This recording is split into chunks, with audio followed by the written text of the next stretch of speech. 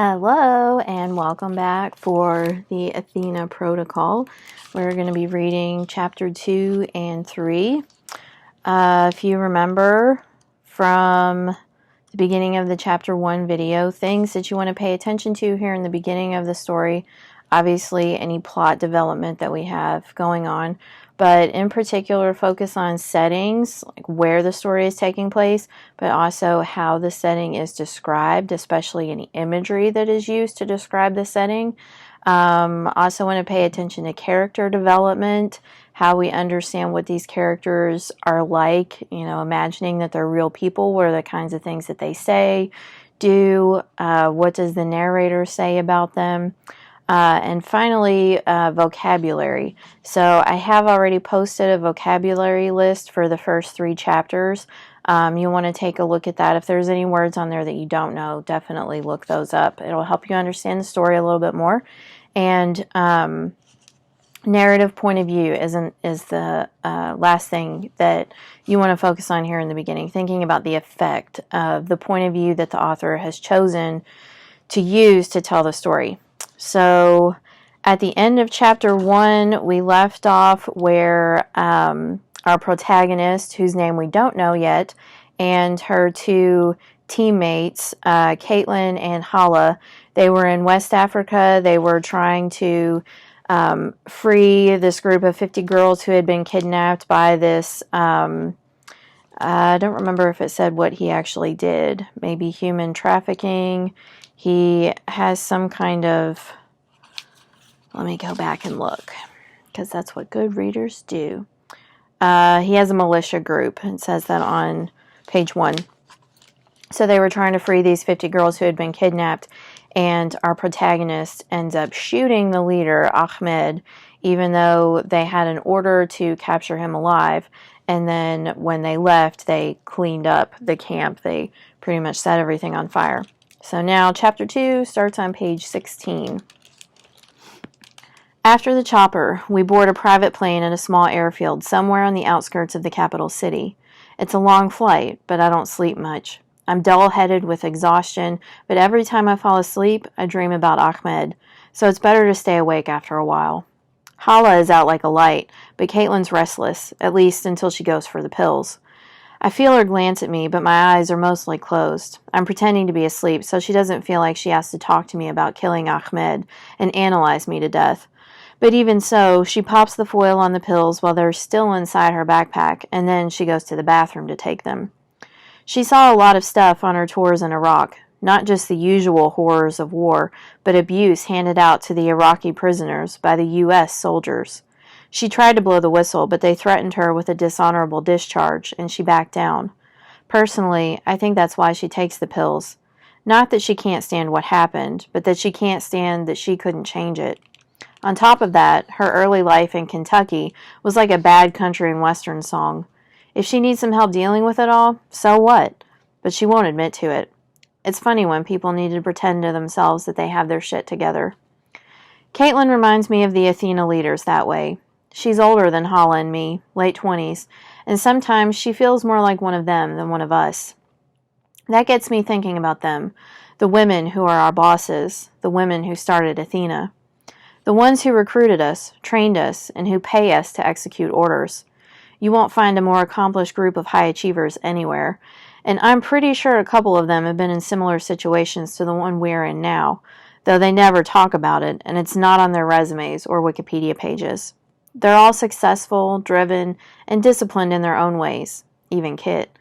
They didn't get where they are by tolerating people who don't listen, and I know that, one way or another, I'm in for it big time when we land.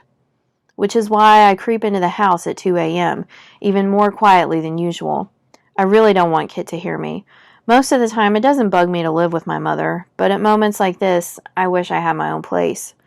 The house is big, though, one of those old white stucco homes in Notting Hill. Kit bought it 15 years ago, when she was still a pretty well-known music star, and it's probably the best investment she ever made.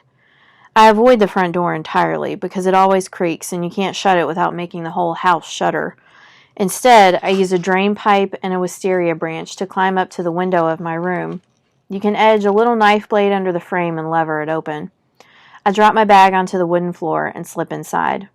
It smells like home, like furniture polish and that expensive lemon room spray Kit likes, and like pasta sauce or something with tomatoes. My stomach grumbles with hunger, but going downstairs might wake up my mother, and that would mean a post-mortem about Ahmed. I decide to risk a shower because I can't stand the smell of dust and sweat any longer, and just in time, I'm in bed. About 5 minutes after I'm lying down in the dark, my bedroom door opens. Luckily, I'm turned on my side, away from it. I keep my eyes closed and breathe softly and deeply. Kit stands there for ages, and I just wait, wondering if she ever bothered to check on me like this when I was younger. I don't remember it, and maybe I would have been asleep anyway, but the truth is, Kit wasn't home much when I was a kid. Her career took priority, and that meant a lot of touring. Finally, the door shuts. Pretending to sleep has made me drowsy. I drop off within minutes and wake up at 7 the next morning, finding, with relief, that I've dreamed of nothing at all. I roll onto my back and look at the ceiling where a strip of sunlight ripples across the white paint.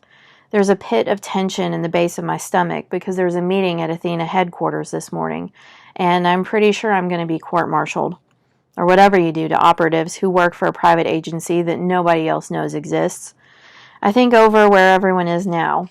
Hala and Caitlin will be home in their respective apartments, getting dressed, drinking coffee, or mint tea in Hala's case. Lee, one of the 3 co-founders, along with Kit and Peggy, is doubtless meditating in her spotless white living room or on a conference call with her technology company in Shanghai. I hear footsteps outside my door. Kit knocks softly and puts her head in. "I didn't hear you come in," she says. "I tried not to wake you." She nods. She doesn't mention that she checked on me. She steps into the room, and I sort of sit up in the bed. She's fully dressed, skinny black jeans and cowboy boots, and in one hand she has a cup of green tea. There's always an air of glamour about Kit, which is in no way diminished by her working-class accent. She makes everything look easy and always moves with grace. If she wasn't famous or you'd never heard of her, you'd still turn to look when she walks into a room. I can't work out if it's something that you pick up when you become a star or if it's why you become a star to begin with. She sits down on the edge of my bed and just sort of examines me for a few seconds. Is she looking at me, her daughter, and seeing a killer? I look down and swallow, which spurs her into speech. "I know you probably want to talk," she starts. "Yeah, right. But I think it's better if we wait till I meet with Peggy and Lee." I nod. "I'm going to get coffee," Kit says. "Want to come?" I shake my head, feeling miserable, so we can sit and make small talk about the weather while I wait for Athena's axe to fall. I think not. "Well, there's bread downstairs. Have an egg, for protein." I still can't get my head around the way Kit has turned into the mother of the year, but only since I left to join the program, which was when I was 15.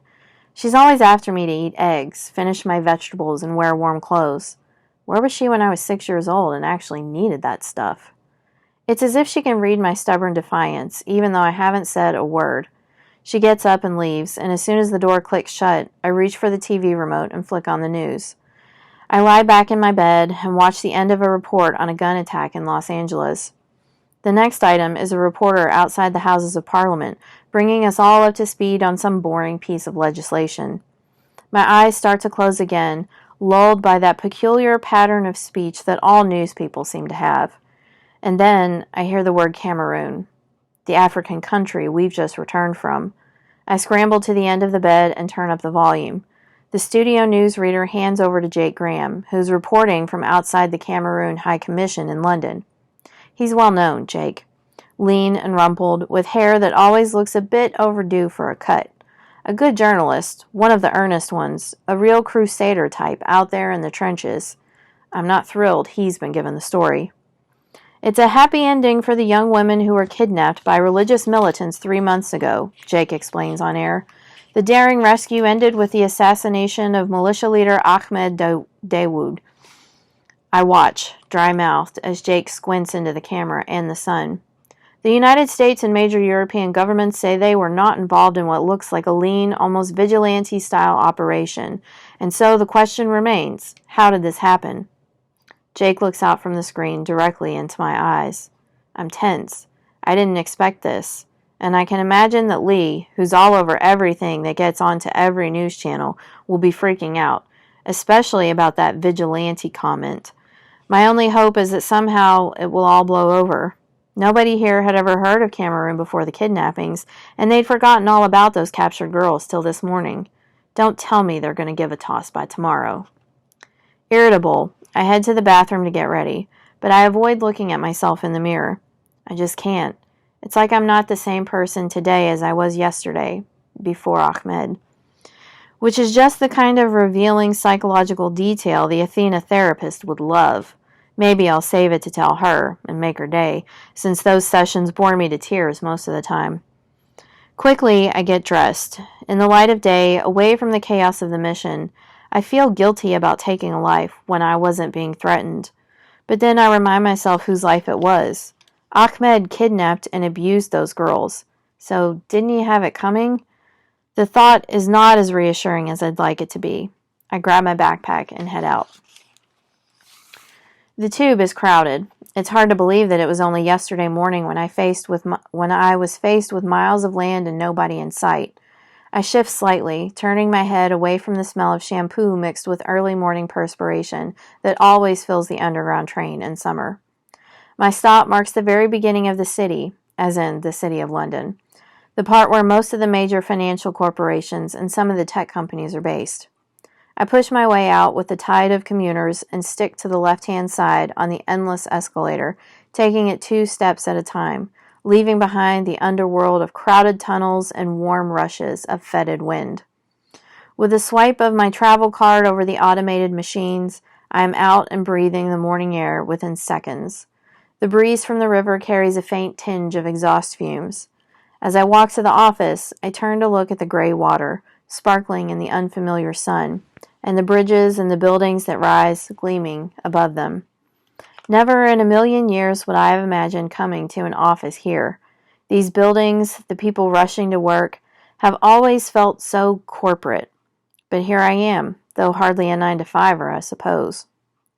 I walk past my place of work, keeping to the other side of the street. The building is a sleek, rising tower with chrome letters 6 feet high, Chen Technologies. CT is a real company, or group of companies, and a powerhouse in the technology world, started by Li Chen in Shanghai, and now spreading globally. Turns out it's also the perfect, legitimate company to hide our much smaller, unsanctioned organization. As I pass the massive front doors of the building, Li herself arrives in a black Tesla, which is cool enough that passing traffic slows down a bit to look. Her driver stops precisely by the entrance, and the car doors rise up vertically. Lee doesn't like to waste those minutes between arrival and reaching her desk, so her assistant, Thomas, always meets her as she pulls up and briefs her on the day to come. Thomas is also one of the few people she trusts to know about Athena. Meanwhile, legitimate technology employees flow past her and into the building, a wide stream of faded jeans, backpacks, and paper coffee cups. As if Lee is Moses or something, the stream parts to let her walk through in her tailored suit and designer shoes. I continue on, past the office, then cross the road, turn left into a small back street, and then left again into an alleyway that winds back to the rear of the building. We joke that this is the tradesman's entrance. Lee can come in through the main door. The building has her name on the front and houses 800 of her employees. Kit and Peggy get driven in through the underground garage, to a private entrance and a secure lift that takes them directly up to the Athena floor. But the rest of us come in this way. A quiet back alley that leads to a plain metal garage door, operated using a hidden fingerprint pad down low near the ground where no one would think to look. When I touch my index finger to the pad, the door stays resolutely closed, and for a moment I hesitate. Have they actually locked me out for what I did?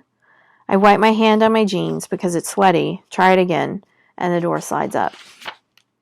Inside is a garage and another door at the back, which leads nowhere, and then a door to the right, which is the one we use. A tap on an unmarked metal plate with an innocuous-looking credit card gets me through that, and into our elevator. There are no buttons in here, only a screen. I step up to it, hold still, and wait for my iris to be scanned. The pale blue light slips over my eye and confirms it belongs to me. The screen then displays a menu of bland choices, none of which would make sense to anyone. things like Option 1, which goes to the main Athena floor where the operations room is, and where Kit, Lee, and Peggy have their offices, and Option 2, the tech cave. I can't remember why we call it the tech cave, because it's not underground. Maybe because Amber, who's in charge of it, guards it like a bear. It has a great view over the city, but the windows are one way only. We can see out, but from the opposite, it looks like mirrored glass. It's where all our weapons, passports, spare clothes, and body armor are kept under lock and key by Amber, and her beloved new technology is also tested out on this floor, somewhere. I use my eye like a mouse, moving the screen cursor over to Option 1 and then blinking twice to choose it. Apparently, it's unbreakable security. Finally, the elevator starts to move up, and as it does, I feel my stomach drop to the bottom of my shoes. By shooting Ahmed, I compromise the secrecy of Athena, and I know that secrecy is the one thing we cannot survive without. To the outside world, Athena does not exist. We're not some black ops division of British intelligence or a CIA experiment. What Peggy, Kit, and Lee have done is start something that nobody sanctions. The upside is they don't report to anyone, and they don't get tied up in red tape. The downside is obvious. We'd all end up in jail if anyone figured out what we're up to. So I know I've really messed up. It's funny, but of all of them, it's Peggy I feel worst about letting down. Maybe because she's the one who would be the most understanding. She's just one of those kind, really decent people who never judge without hearing you out. Peggy is American, East Coast, Ivy League, smart as a whip. I doubt there were many other African American women knocking around Harvard doing law degrees 30 years ago, but it's not something she brags about. Always super well turned out, she looks like she spends half her life going to the opera and ballet, and the other half at high-end charity luncheons. She was the U.S. ambassador in London for a few years, and she was also CIA in her time. One way or another, she seems to have contacts in every country. She met Lee when they were both UN Goodwill ambassadors. Lee grew up during the Cultural Revolution in China. She never mentions it, but she was taken from her family as a girl and forced to work for the government, which is where I imagine the story gets interesting. The rumor is that Lee became something big in Chinese intelligence. More than that is a mystery. I know how to trawl online for obscure details as well as anybody, but you can't find any information on Lee anywhere beyond the bland Fortune and Forbes magazine profiles.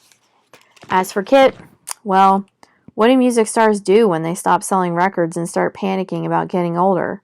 In my mother's case, she came out as a campaigner for women's rights. To be fair, Kit was an activist and feminist from her teens, and boy, did she like to tell me all about it when I wouldn't come with her to a rally or sign yet another petition. She used to lecture me about being part of a lost generation of self-absorbed kids who didn't care the world was going to hell. Most of those talks were held late in the evening when she was halfway through a bottle of vodka, which sort of reduced the impact. Then she spent a year traveling around Eastern Europe, Africa, and India, taking publicity shots for the UN with women and girls who were living in poverty or overcoming the odds.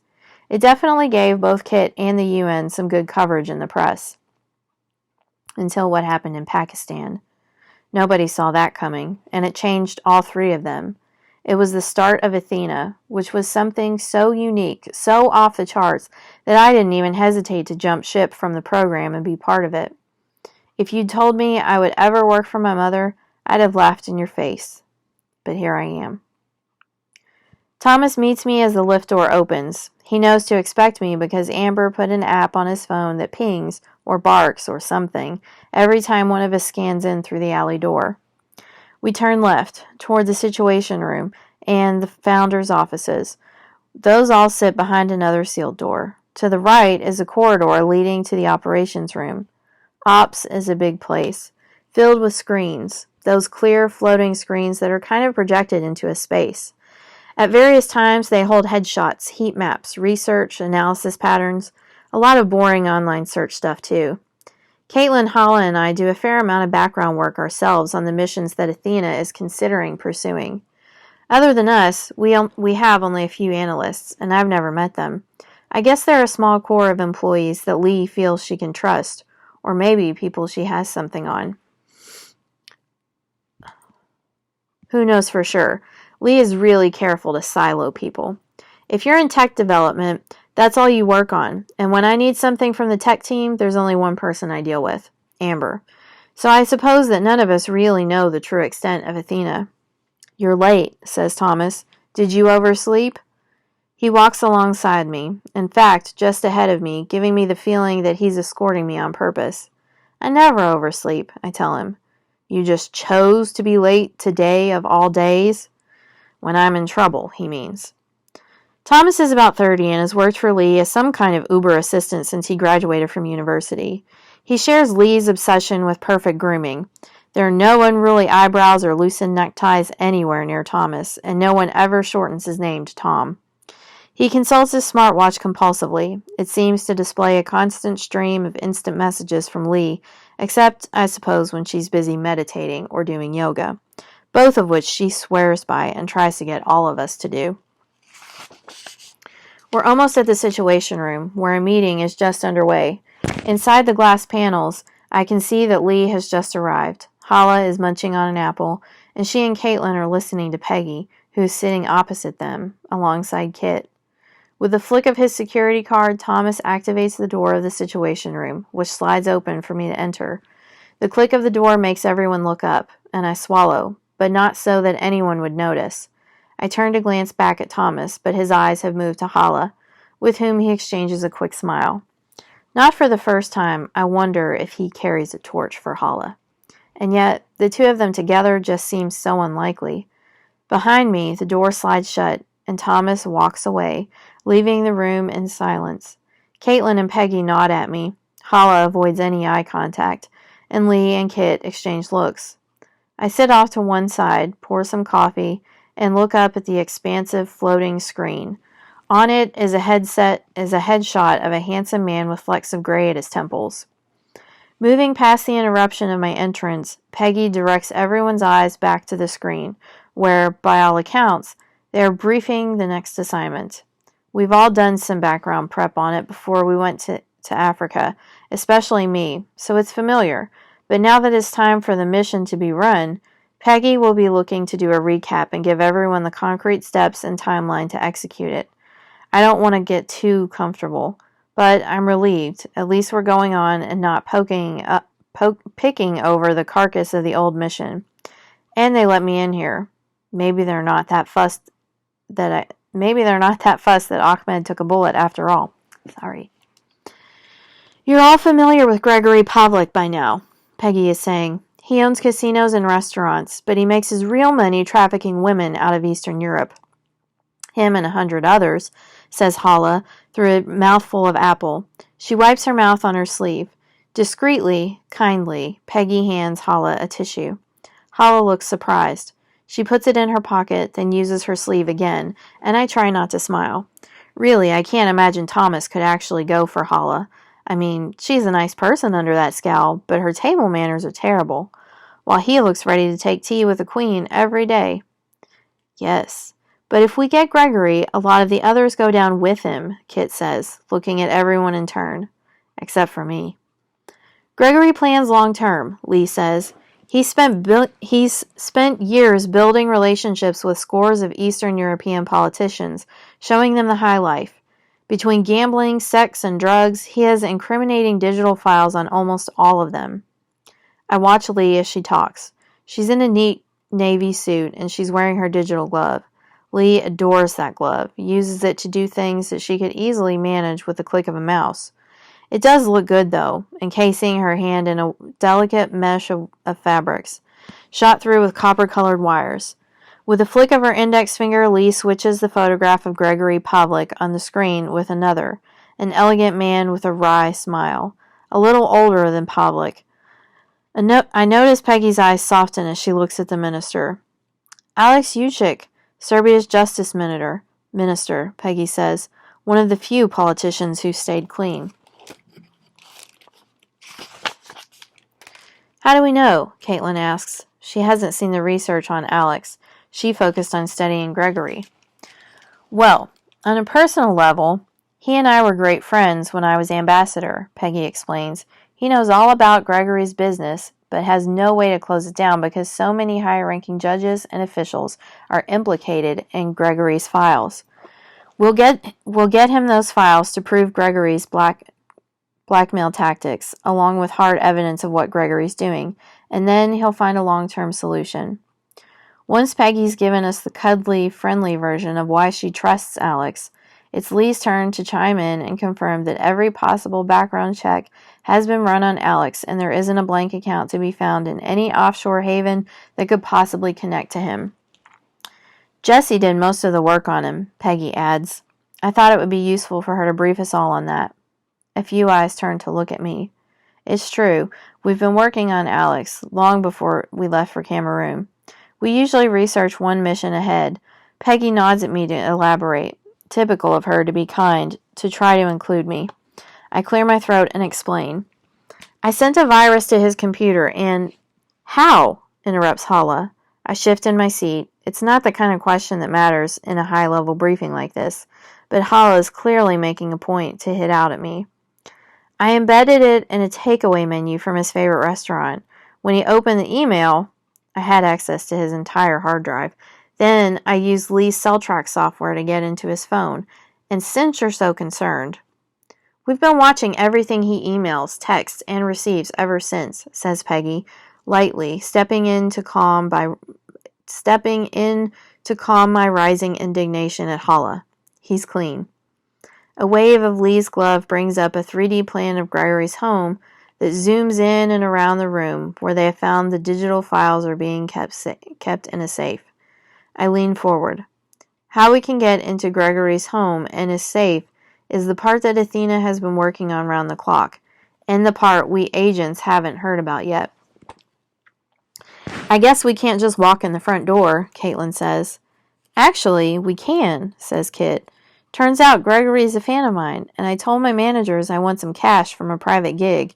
So they got the word out, and now Gregory thinks it was his idea to pay me a fortune to come out of retirement and play his 50th birthday party next week. That's why we moved the date of this mission forward. I sputter into my coffee, not entirely by accident. Finally, everyone looks at me, except Hala.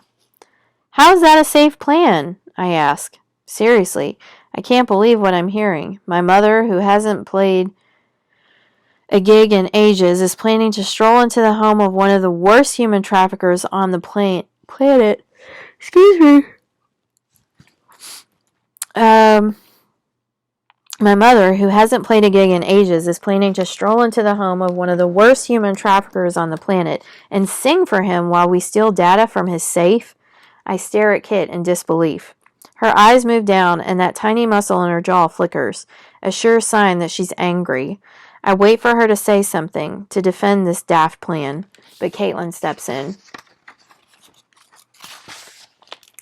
We're trained to do this job, Kit. Even she thinks it's a mad idea, but she's more polite about it than me. Yeah, but you can't sing my greatest hits, Kit returns. You need me to get into Gregory's estate. My mother is looking mainly at me, exerting a bit of authority. I sniff and look away.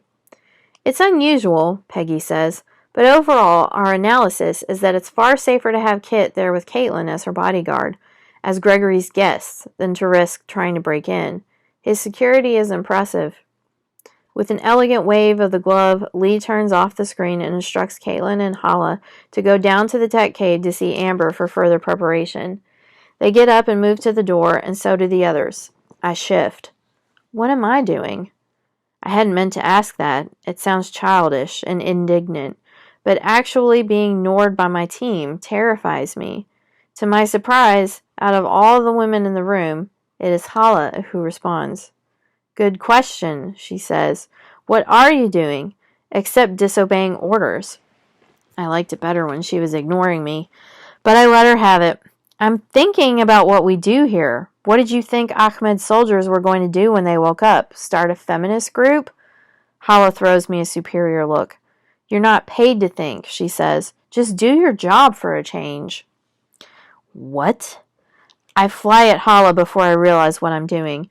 She's surprised but dodges and lashes back. We're in it now, hand to hand, fast and hard, hits, kicks, blocks. But then my legs give from under me and I'm on the floor.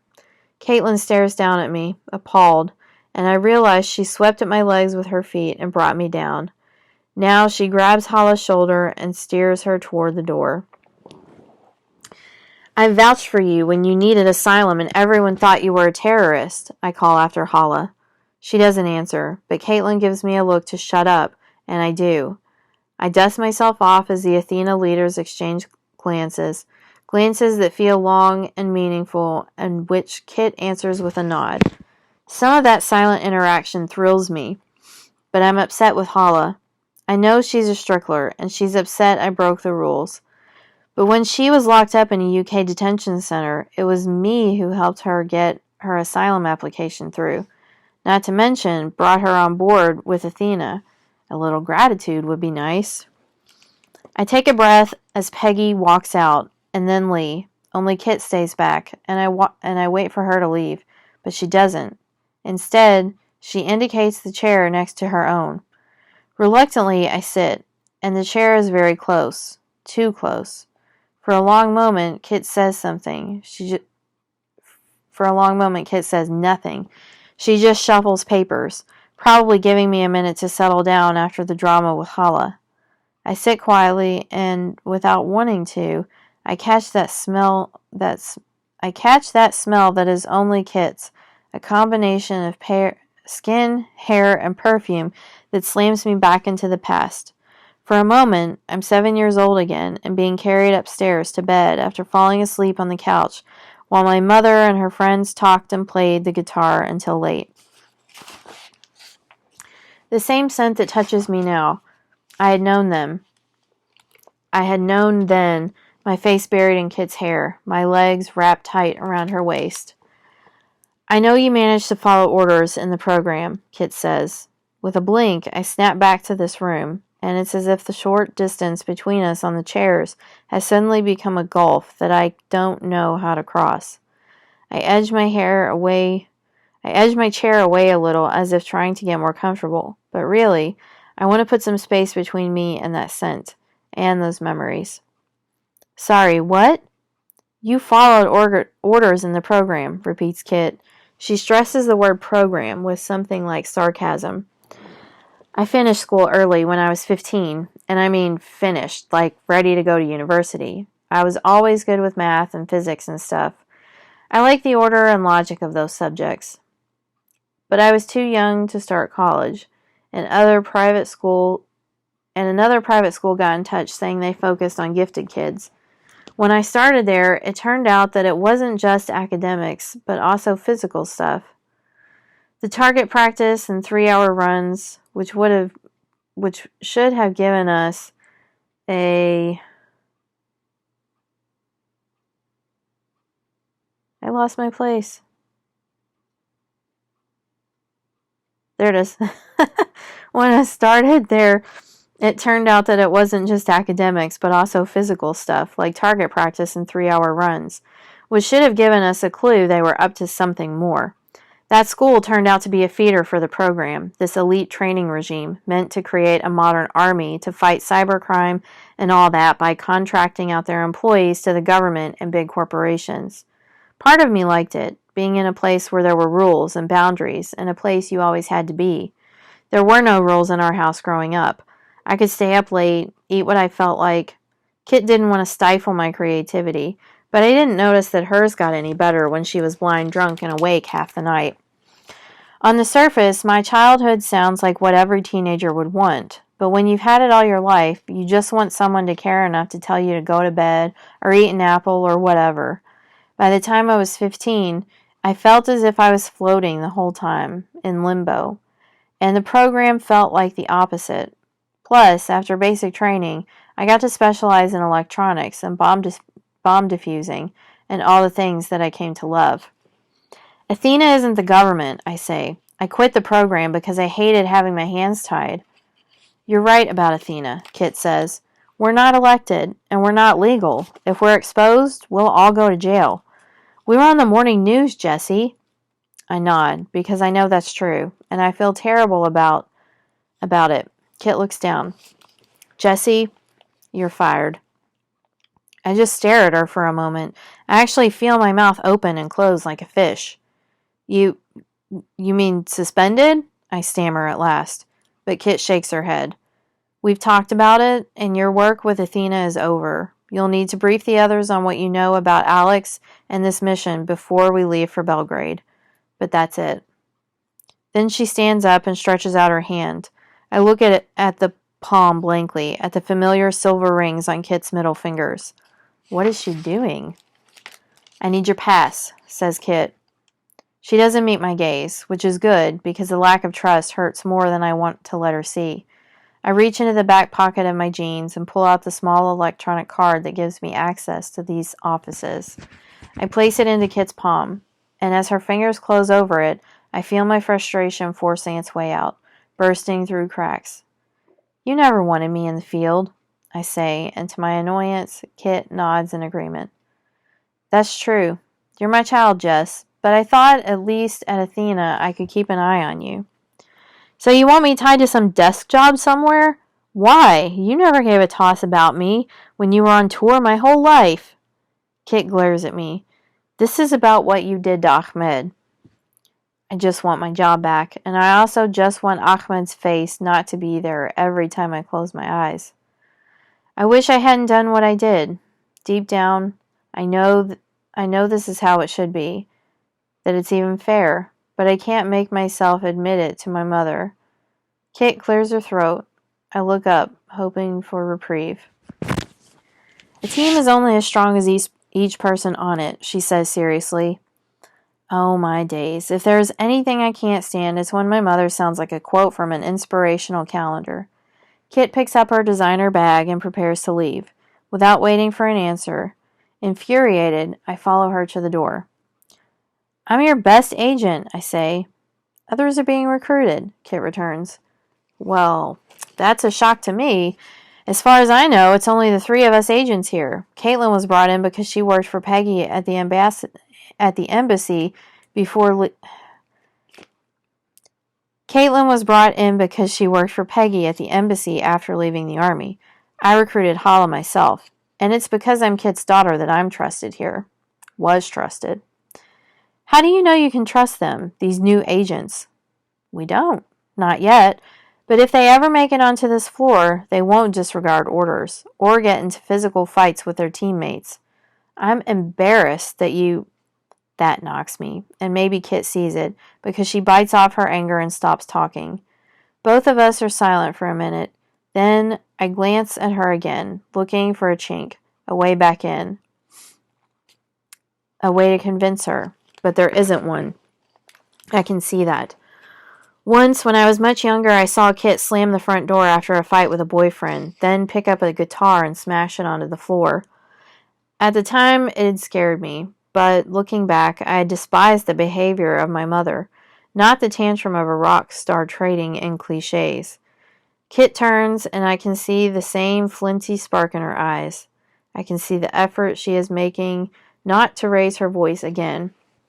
You're special, Jess, she says at last. But you're so immature, and nobody's indispensable. And my mother opens the door and walks out without giving me another glance. I'm going to save chapter 3 for another video because I'm struggling to read this right now. So we will pick up on page 38 in the next video. And there are already some activities posted for the first few chapters of the novel if you want to start on any of those. Otherwise, I will see you for chapter 3. Bye.